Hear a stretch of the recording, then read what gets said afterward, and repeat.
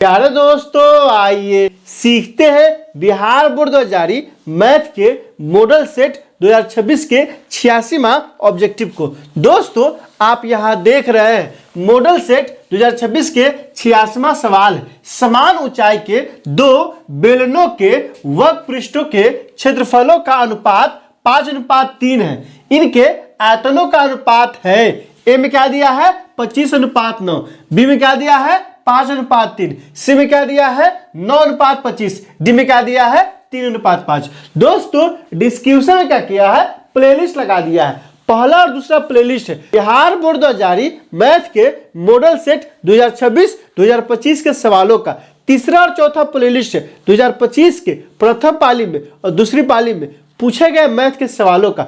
आप वहां जाइए, उन वीडियो को इत्मीनान से देखिए ताकि समझ बनेगा कि एग्जाम में किस क्वेश्चन पूछा जाता है और आपको कैसे बनाना है। तो आइए इस सवाल को हल करते हैं। यहाँ क्या दिया है अनुपात दिया है। किसका अनुपात दिया है? वक्र पृष्ठ क्षेत्रफलों का, बेलन के वक्र पृष्ठ क्षेत्रफलों का अनुपात। तो यहाँ लिखेंगे बेलन के वक्र पृष्ठ क्षेत्रफलों का अनुपात 5:3 है, तो यहां से हो जाएगा 5/3।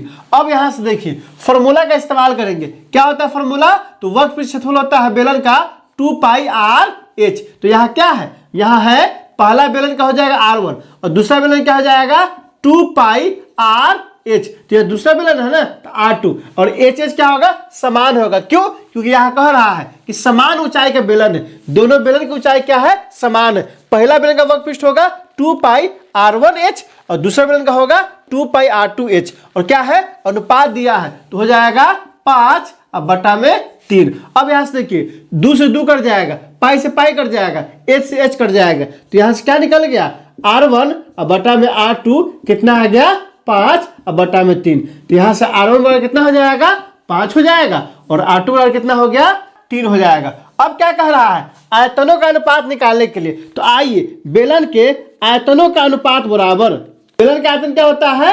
πr²h। ये पहला बेलन है तो r1 हो जाएगा, अब बटा में फिर πr²h। यह दूसरा बेलन है तो क्या हो जाएगा r2 हो जाएगा। लेकिन h क्या है, दोनों का समान है, इसलिए पहला का भी ऊंचाई h होगा और दूसरा का ऊंचाई क्या होगा h होगा। अब यहां से देखिए पाई से पाई कट जाएगा, h से h कट जाएगा, क्या हो जाएगा, तो r1 का मान कितना है 5 है, तो 5 का स्क्वायर और बटा में r2 का मान कितना है 3 है, तो 3 का स्क्वायर। यहाँ से कितना हो जाएगा 25 और बटा में 3 3 के 9। कितना आ गया, तो आ गया 25:9। किस ऑप्शन में दिया है 25:9? तो ऑप्शन नंबर ए में दिया है। 86 क्या हो जाएगा, ऑप्शन नंबर ए हो जाएगा। दोस्तों, इसमें कहीं कोई दिक्कत है आप कमेंट करके हमें बता सकते हैं। क्या आपने सीख लिया, कमेंट करके बताइए, इंतजार रहेगा। वीडियो अच्छी लगी हो तो लाइक कीजिए, मेरे चैनल को सब्सक्राइब कीजिए, ज्यादा से ज्यादा शेयर कीजिए। बहुत बहुत शुक्रिया।